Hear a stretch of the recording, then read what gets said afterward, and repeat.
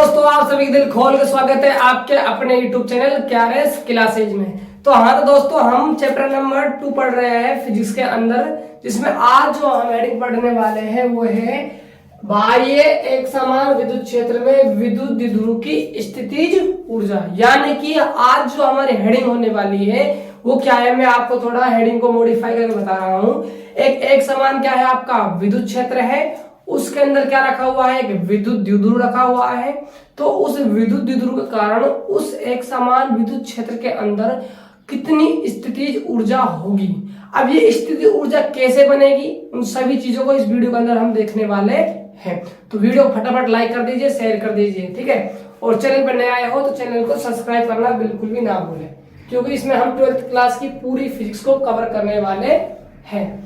देखिए हेडिंग है तो हेडिंग की तरह बनाएंगे इसको। देखिए आपके सामने कहा गया है बाह्य एक समान विद्युत क्षेत्र। जो आपका विद्युत क्षेत्र है वो कैसा है, एक समान है। कैसा है, एक समान। और एक समान जो विद्युत क्षेत्र है ना, उसकी मेन डेफिनेशन चैप्टर नंबर 1 में बताई गई है। मैंने चैप्टर नंबर 1 आप देखना, प्ले लिस्ट में जाना और डालना 12th class physics chapter number 1, ठीक है। तो वहां पर आपको फुल डिटेल में बताया गया कि एक समान विद्युत क्षेत्र क्या होता है, एक समान विद्युत क्षेत्र रेखा क्या होती है, सब चीज मैंने बताई हुई है, आप पढ़िए, ठीक है। फिर यहाँ पर आइए, देखो एक समान विद्युत क्षेत्र है तो सबसे पहले हम बना लेते हैं एक समान विद्युत क्षेत्र। आप सभी को पता होना चाहिए कि एक समान विद्युत क्षेत्र रेखा कैसी होती है। अरे कैसी होती है, जिनके बीच की दूरी क्या हो, समान हो। क्या हो, बीच की दूरी क्या हो, समान हो, ठीक है। अब ये विद्युत क्षेत्र रेखा आएंगी, बीच की दूरी क्या है, समान, तो क्या बन गया, इनके कारण एक विद्युत क्षेत्र बन गया। और विद्युत क्षेत्र भी कैसा होगा, एक समान ही तो होगा। अरे देखो यहाँ क्या है, ये ई वेक्टर है। ई वेक्टर का मतलब क्या है, ये क्या है, विद्युत क्षेत्र की दिशा है, विद्युत क्षेत्र इधर की तरफ है। अब भाई साहब आपसे ये कह रहा है कि आपको इसके अंदर एक विद्युत द्विध्रुव को रखना है, लिखा हुआ है तो साफ साफ विद्युत द्विध्रुव। तो आपको इसके अंदर रखना है कि विद्युत द्विध्रुव को। तो सबसे पहली बात कि आपको विद्युत द्विध्रुव के बारे में पता होना जरूरी है कि विद्युत द्विध्रुव क्या होता है, क्या होता है। अरे जब विद्युत द्विध्रुव के बारे में पता होगा जब भी तो इसको आप रखोगे इसके अंदर, सही बात है ना। जब आपको विद्युत द्विध्रुव के बारे में नहीं पता है तो आप कैसे रखोगे। तो मैं थोड़ा सा आपको समझा रहा हूं, ठीक है। तो देखिए विद्युत द्विध्रुव क्या होता है, दो आवेश होते हैं, एक माइनस का होता है, एक प्लस का होता है। दोनों परिमाण में समान होते हैं, प्रकृति दोनों क्या है, अलग अलग। एक धनात्मक होता है और एक ऋणात्मक। इनके बीच की दूरी क्या होती है, अल्प होती है। क्या होती है बीच की दूरी, अल्प होती है, जिसे हम क्या मान लेते हैं, 2a मान लेते हैं। यदि इसका ये मध्य बिंदु है O, तो आप कह सकते हो यहां तक की दूरी ये a हो जाएगी, यहां तक दूरी क्या हो जाएगी, ये a हो जाएगी, ठीक है। ये क्या होता है आपका, विद्युत द्विध्रुव होता है। आप सभी को पता होना जरूरी है कि विद्युत द्विध्रुव के कारण क्या होता है, विद्युत द्विध्रुव आघूर्ण होता है। क्या होता है, विद्युत द्विध्रुव आघूर्ण, जिसे आप क्या कहते हो, पी कहते हो। किस क्या कहते हो, इसको पी कहते हो, है ना। विद्युत द्विध्रुव आघूर्ण होता है, जिसे हम क्या नाम देते हैं, पी नाम देते हैं। इसका फॉर्मूला क्या होता है, दोनों के बीच की दूरी और एक आवेश का गुणनफल, एक आवेश का परिमाण का गुणनफल क्या कहलाता है, विद्युत द्विध्रुव आघूर्ण कहलाता है। इसे पी से व्यक्त करते हैं। यदि आप इसको वेक्टर की फॉर्म में लिखोगे ना तो 2a वेक्टर डॉट q आ जाएगा। ये इससे क्या है, वेक्टर फॉर्म है, सदिश रूप में लिखना चाहते हो आप विद्युत द्विध्रुव आघूर्ण को, तो आप ऐसा लिखोगे। बात क्लियर है। अब आगे आइए जनाब, आगे एक बात होती है, क्या बड़ी खूबसूरत बात है, आपको पता भी होना चाहिए इस बात का कि जो विद्युत द्विध्रुव आघूर्ण होता है, इसकी जो डायरेक्शन है, जो इसकी दिशा है, वो कहां से कहां की ओर होती है। काफी बार एग्जाम में पूछा हुआ क्वेश्चन है कि जो विद्युत द्विध्रुव आघूर्ण होता है उसकी जो दिशा होती है वो किधर होती है, कहां की ओर होती है। तो याद रखना, छाप कर रखना आप हमेशा, माइनस आवेश से क्या होती है, प्लस आवेश की ओर होती है। किसकी दिशा, पी वेक्टर की दिशा। तो आप कह सकते हो जो पी वेक्टर है आपका इधर होने वाला है। तो ये कुछ नॉलेज थी विद्युत द्विध्रुव के बारे में और विद्युत द्विध्रुव आघूर्ण के बारे में, जो मैंने आपके सामने अभी डिस्कस किए, क्योंकि ये यहाँ पर काम आएगी। क्या आएगी यहाँ पर, काम। तो देखिए, तो हमें इसके अंदर रखना है विद्युत द्विध्रुव को, ठीक है। तो मैं मान रहा हूं कि मैंने विद्युत क्षेत्र के साथ इसको रख दिया थीटा एंगल पर। कितने कोण पर? थीटा कोण पर। मान लीजिए ये क्या है आपका माइनस क्यू आवेश है, ये आपका क्या है प्लस क्यू आवेश है, ठीक है। और नाम देना चाहते हो तो आप ए बी नाम दे सकते हो, देने की आवश्यकता है नहीं खास, यहाँ पर देना चाहते हो तो आप दे भी सकते हो, है ना। छोड़ दीजिए, मत दीजिए, आवश्यकता पड़ेगी ना कहीं पर तो दे देंगे, नो प्रॉब्लम।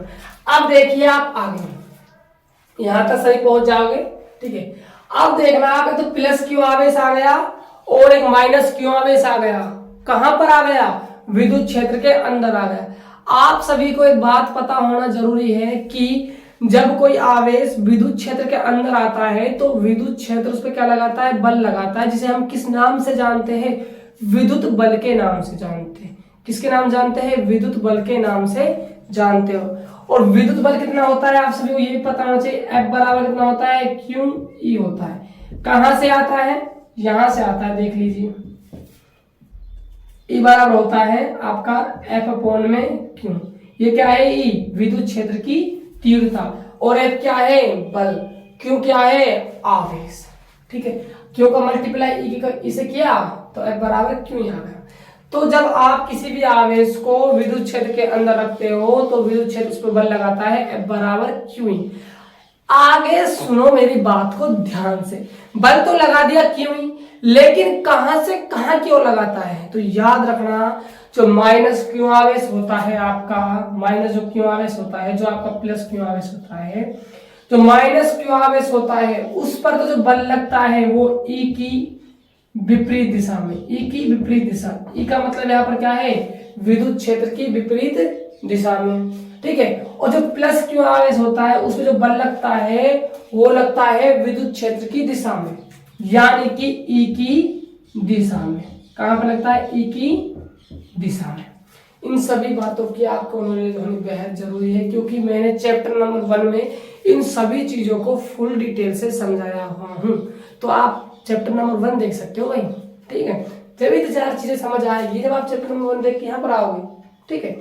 अब देखिए, तो भाई साहब ये आपका प्लस क्यू आवेश है, इस पर इसने लगाया यहाँ पर, चल तू मेरी तरफ चल। इसने क्या क्या है? इन इससे चल यार, आप दोनों एक साथ चलते हैं, ठीक है भाई। नहीं चलेगा ना, जब भी ले जाए, क्योंकि क्या है? पावरफुल में यहाँ पर, ठीक है। अब माइनस क्यू आवेश से कह रहा है चल यार तू खराब आदमी है, तू मेरे पास मत आ, तू दूर जा मुझसे। तो माइनस क्यू, इसने कह दिया तू दूर जा, माइनस क्यू आवेश है इसलिए तू जा दूर यार, मुझे नहीं रखना तुझको, मैं तुझको अपने साथ नहीं ले जाऊंगा। होते ना कई भाई अपने, मैं नहीं ले जाऊंगा वापस इसको अपनी शादी में किसी और की, मैं खुद ही में ले जाएगा यार, इतना बुरा सह लिया भाई उसका, ठीक है। तो ऐसा कह रहा है, प्लस क्यू आवेश से कह रहा चल तू मेरे साथ चल, माइनस से कह रहा तू अपने जा यार निकल, मुझे लेने जाने वाला नहीं मेरे साथ, ठीक है। तो यहां तक आपको पूरी उम्मीद है कि समझ आ गया होगा, ठीक है। आगे बात को मैं चलाता हूं, आगे बढ़ाता हूं, तो देखिए कैसे, ये तो समझा आया मैंने, से इसको रब कर लेते हैं।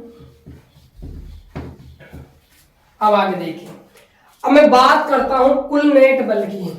कुल नेट बल, नेट वो नहीं इंटरनेट वाला, ठीक है, नेट कुल बल, इंग्लिश में कहे तो F नीचे लगा दो, नेट, F।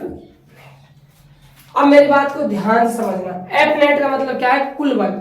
कुल बल का मतलब क्या है? जो आपने विद्युत क्षेत्र के अंदर एक प्लस आवेश को रखा है और एक माइनस क्यू आवेश स्थित है, इनके कारण इस विद्युत क्षेत्र ने कितना कुल बल लगाया, कुल बल आपको कितना मिला इस व्यवस्था के अंदर, वो है आपका कुल नेट बल।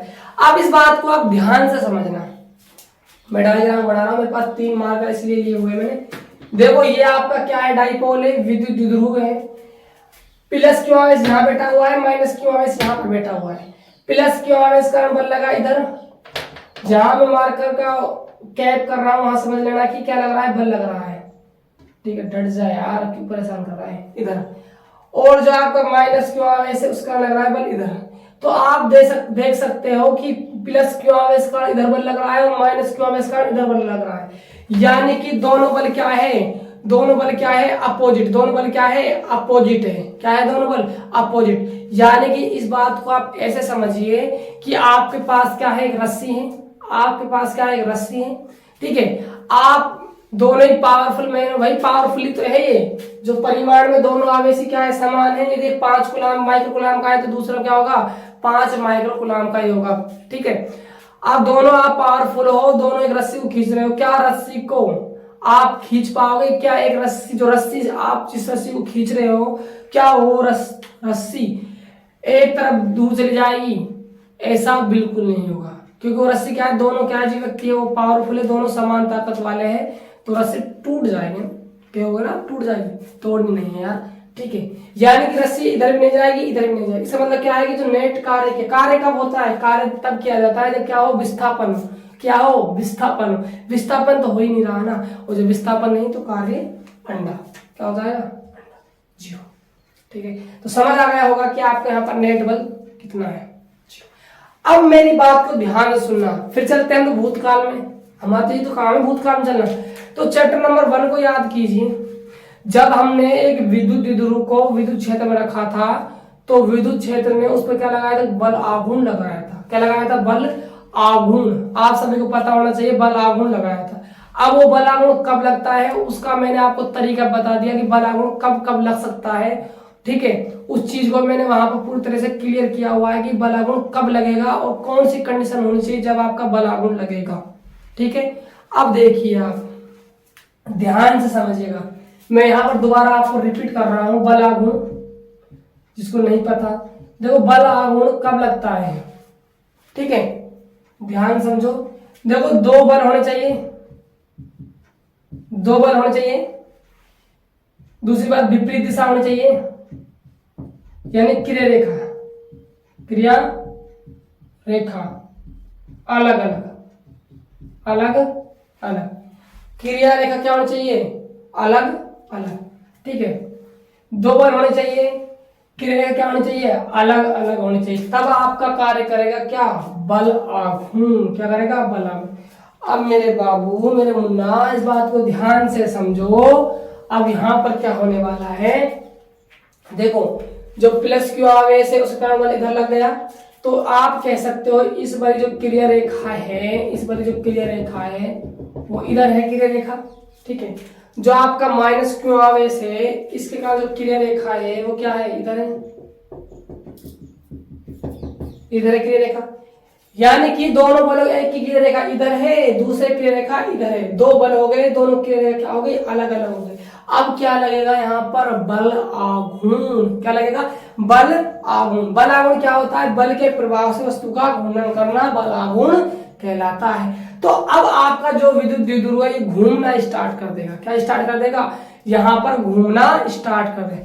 अरे पार्क नहीं है जो घूमने चल जाएगा, घूमने का मतलब यहाँ पर बल आघूर्ण लगा, अब इसको घुमाने का प्रयास करें। क्या करें, घुमाने का प्रयास। कैसे, ध्यान समझ इस बात को।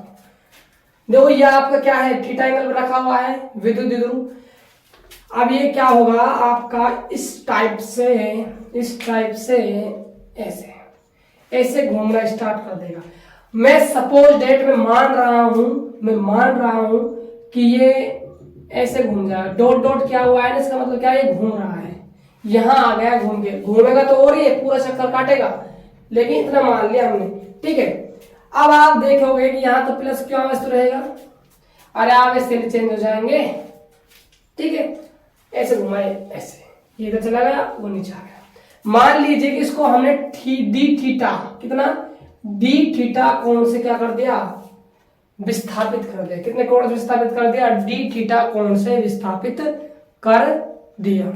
ठीक है, अब देखिए आप आगे, जब आप इस विद्युत द्विध्रुव को डी थीटा कोण विस्थापित करोगे तो आपको विस्थापित करने के लिए यहाँ क्या करना पड़ेगा, कार्य करना पड़ेगा। यदि आप कार्य को निकाल लेते हो तो ऊर्जा को निकालने में तो कोई भी नुकसान या कोई भी प्रॉब्लम नहीं आनी चाहिए, क्योंकि कार्य का दूसरा रूप ही तो है ऊर्जा। ठीक है, सबसे पहले देखो आपने ये घूमना स्टार्ट किया, इस पे क्या लगा, बल आघूर्ण लगा, और कितना बल आघूर्ण लगा इसका मान आपको पता होना जरूरी है। कितना बल आघूर्ण लगेगा, तो याद करो चैप्टर नंबर 1, कितना बल आघूर्ण लगता है, टोर बराबर पीई साइन थीटा। कितना लगता है, टोर बराबर पीई साइन थीटा। तो लिखो इस बात को, देखो विद्युत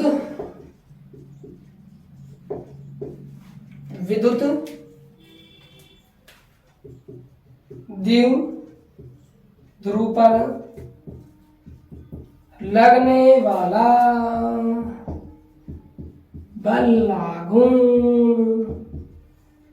ताऊ बराबर, अरे ताऊ नहीं, टोर बराबर p E sine theta, p sine theta. यहां तक पहुंच जाओगे, बिल्कुल पहुंच जाओगे ना।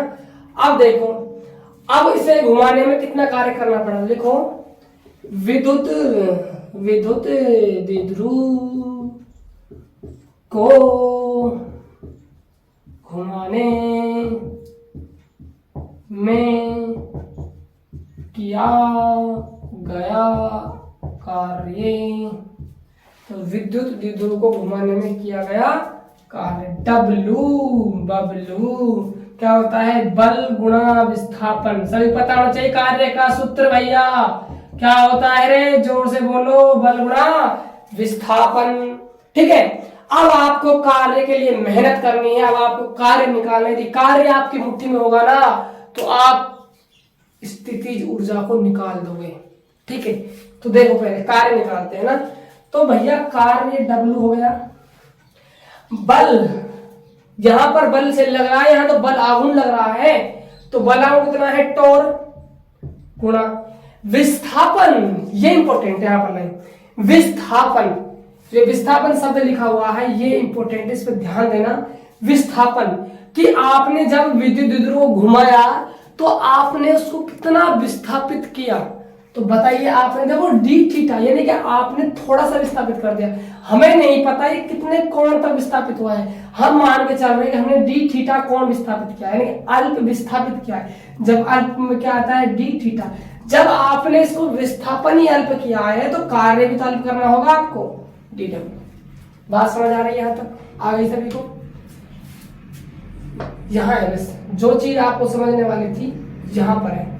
ये फॉर्मूला कैसे बना इसको समझना बेहद जरूरी था, जो आप समझ गए होंगे। अब इस डेरिवेशन में कुछ नहीं है, कुछ नहीं है, नॉर्मल है। तो यार अब हो जाएगा 2 मिनट के अंदर, ठीक है। बस डी डब्ल्यू बराबर टोर गुणा डी थीटा। आगे सोल्व करना चाहते हो, आपकी इच्छा है, तो आप क्या करोगे, यहाँ पर टोर का मान रख दो। टोर का मान कितना है, पी साइन थीटा गुणा में डी थीटा। यहां तो सभी समझ आ गया।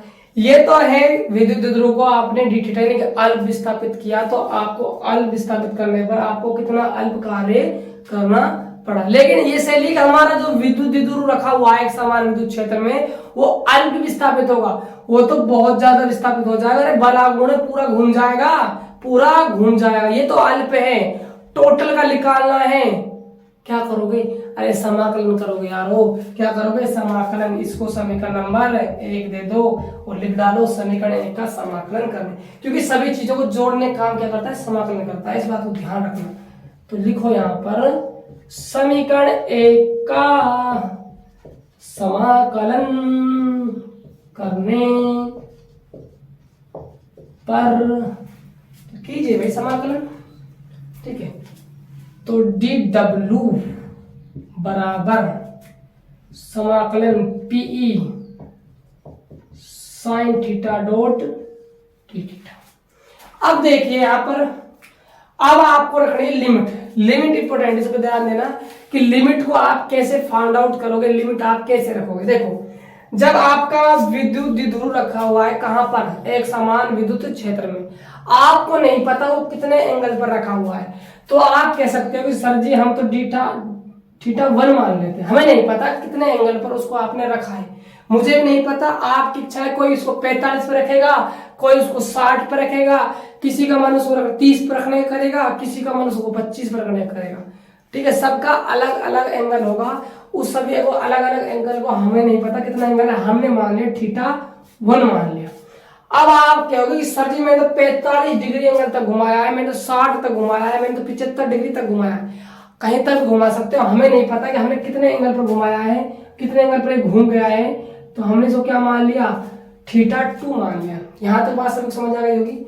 देखो यहाँ पर क्या है, गुणा में 1 है, और आप सभी को पता होना चाहिए कि जो अचर होते हैं उनमें जो समाकलन होता है जिसके सापेक्ष करते हैं वही बाहर आ जाता है, यानी कि W आ जाएगा, ठीक है। देखो आपको यहाँ समाकलन करना है थीटा के सापेक्ष, किसके सापेक्ष करना है, थीटा के सापेक्ष। तो P क्या है, कांस्टेंट है, क्या जाएगा, बाहर आ जाएगा, P बाहर आ गया।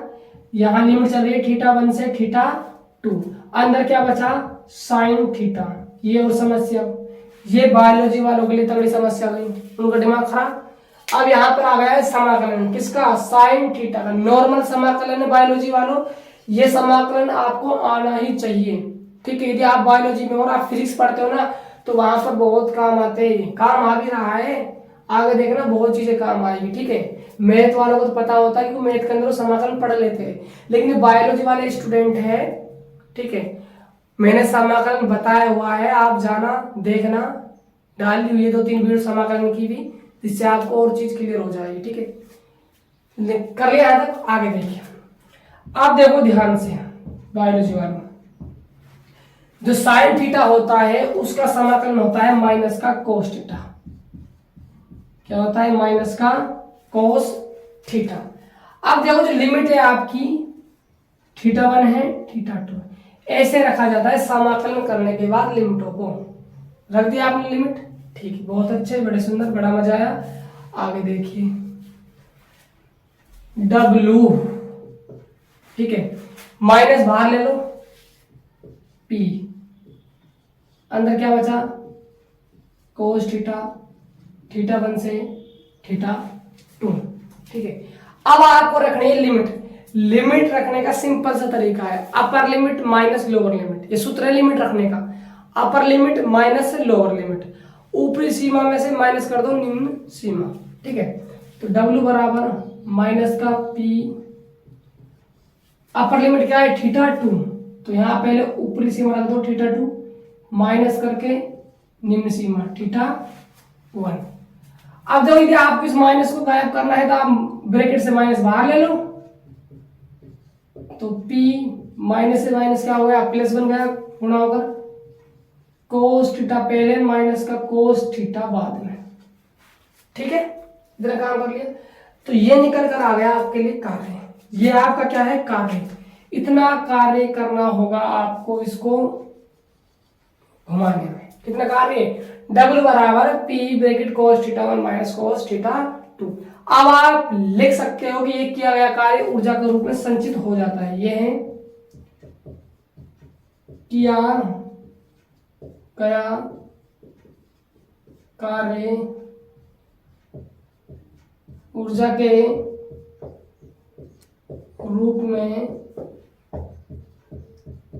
संचित